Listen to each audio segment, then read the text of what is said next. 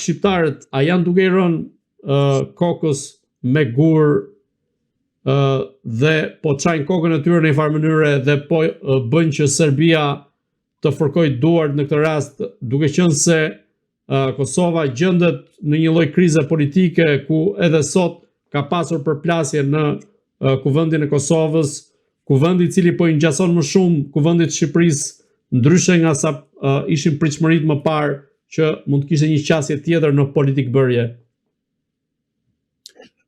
Fatkeqësisht kjo që thatë ju po bëhet më tepër e vërtet çdo ditë. Fatkeqësisht ka ndasi të mëdha edhe në Kosovë, pavarësisht se unë nuk do ta vendosja nivelin e politikës në Kosovë ende jo në nivelin e politikës antishqiptare të Paris-Tiranës, sepse në Kosovë çdo kush që fiton zgjedhjet duhet të jetë kombëtarist. Duhet paktën të shfaqet përpara popullit kombëtarist dhe të përgjigjet pritshmërive kombëtariste të popullit të Kosovës. Pra, fatkeqësisht është kështu siç thoni ju, fatkeqësisht Kosova po rrëshket, ka disa kohë që po rrëshket, është shumë zhgënjyese që nuk po ndërmerren hapat e duhur. Tani nuk është koha për të pasur për t'i dhënë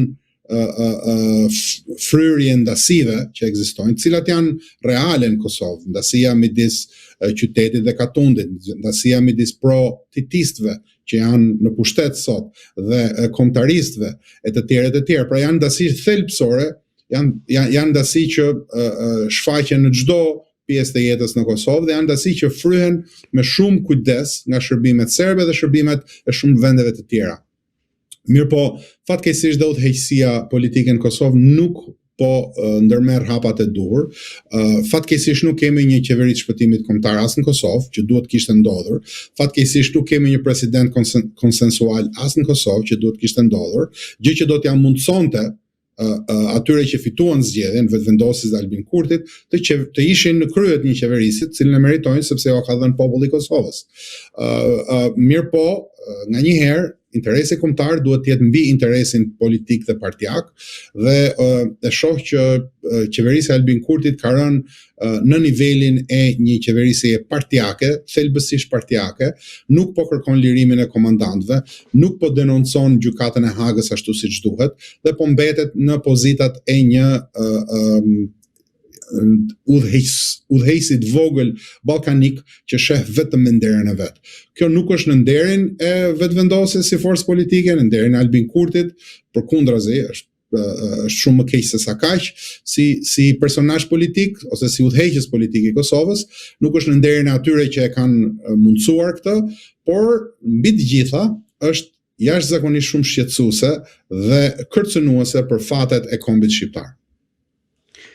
Duke mbetur në Kosovë dhe te ky argument, apo I shërben Albin Kurti në këtë mënyrë Serbisë dhe Beogradit, duke pasur këtë lloj qasje kundrejt krizës politike që ka përfshirë në një farë mënyrë Kosovën, por edhe tek ajo që thatë ju sa I përket ish krerëve të UÇK-s apo dhe qasjes që ka kundrejt gjykatës speciale në Hagë?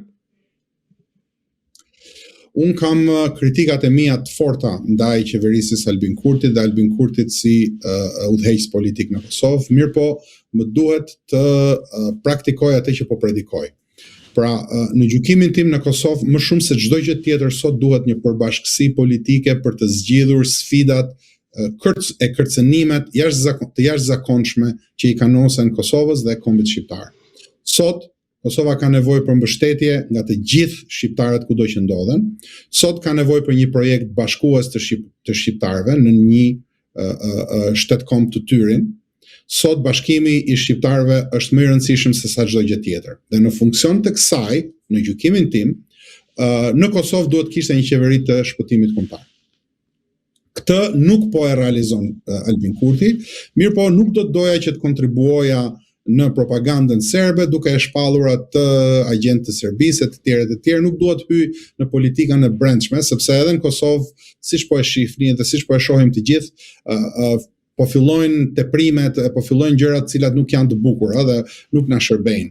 Unë do të kisha shumë dëshirë që Albin Kurti të ndryshonte rrugë, të shkonte drejt një pajtimi me forcat që kanë dalë nga lufta. Sepse siç e kam thënë më parë në këtë podcast dhe kudo tjetër që më është dhënë mundësia, UÇK-ja është nderi i shqiptarëve, i të gjithë shqiptarëve, jo vetëm shqiptarëve në Kosovë, i të gjithë shqiptarëve, komandantat e saj, cilat do qofshin hesapet e tyre në politikën e brendshme në Kosovë dhe munden me qenë më të rënda ose më të lehta se sa publikohen.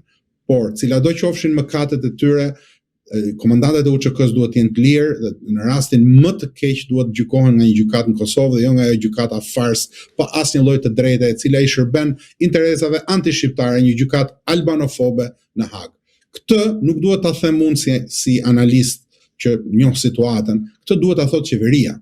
Këtë duhet ta thonte presidenti Osmani, këtë duhet ta thonte kryeministri Kurti. Pavarësisht se ata i kanë kundërshtar për vdekje, pavarësisht cilat do lloj gjëje pa drejtë që mund të kenë bërë ish komandantët kur ishin në Kosovë ndaj tyre politikisht. Shtetaria kërkon që t'i jepet dora dhe atij që është armiku politik për hir të kombit.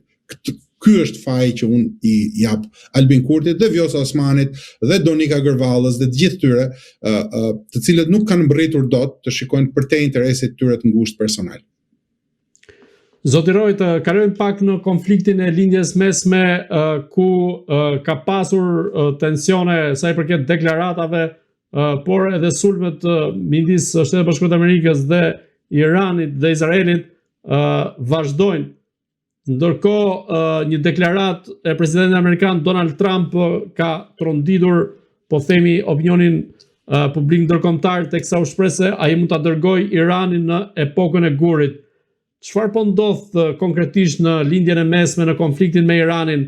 Apo shkojmë drejt një zgjidhje, apo konflikti po shkon gjithnjë e më shumë duke u thelluar?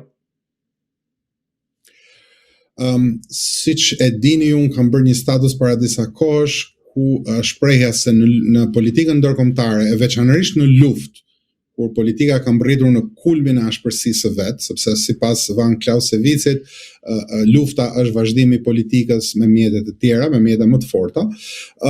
Atëherë, pikërisht në këto kondita, në këto situata, nuk duhen parë kurrë deklaratat e aktorëve në lojë, por duhen parë veprimet e tyre. Duke u bazuar në veprimet e tyre, do thoja që situata është pak më ndryshe nga ajo që thuhet. Situata është, mënyra se si e shoh unë është kjo. Situata është e tillë që Irani ose elitat e Iranit, ato që kontrollojnë shtetin iranian, kanë vendosur të luftojnë deri në fund pa u dorëzuar. Pra, ideja fillestare që i shërbyen presidentit Trump shërbimet e disa vendeve, se iranianët ishin të gatshëm të bënin një marrëveshje për të shpëtuar atë që mund të ishte e shpëtueshme, doli e pasakt. Ishte një parashikim i pasakt. Si shumë parashikime të tjera, në secilën luftë dihet vetëm dita e parë. Çdo general me dy parë mend e di shumë mirë dhe në diskutimet pafund janë thënë që plani që vendoset me kohë që praktikohet nga ushtritë e ndryshme, zgjat vetëm ditën e parë. Në momentin që bien predhat e para, çdo gjë ndryshon. Dhe duhen plane dytësore, tretësore, A, B, C, D. E patëm përmendur në një seri të mëparshme këtu tek ju, që presidenti Trump ka planin A, B, C, D dhe disa planet tjera ndoshta që ne nuk i dim dot. Ajo që duket nga faktet është që Irani nuk po dorëzohet dhe nuk do të dorëzohet. Aftësitë ushtarake të Iranit i tejkalojnë parashikimet, përsa kohë që raketat vazhdojnë dhe bien si shi në Tel Aviv dhe në gjithë Izraelin. Ajo që shihet është që në këtë përballje Irani nuk është vetëm, ka disa forca të tjera të cilat përdita më shumë po i afrohen luftës, së fundmi Jemeni, të paktën pjesa e Jemenit e kontrolluar nga popullsia shiite Houthi, janë hedhur dhe ata në luftë. Pra, Irani po përshkallëzon veprimet e vet brenda mundësive që ka. Të njëjtën gjë po bëjnë dhe Shtetet Bashkuara të Amerikës dhe nuk do të ishte e parashikueshme që të kemi një ndërhyrje ushtarake toksore, të paktën të pjesshme të trupave amerikane.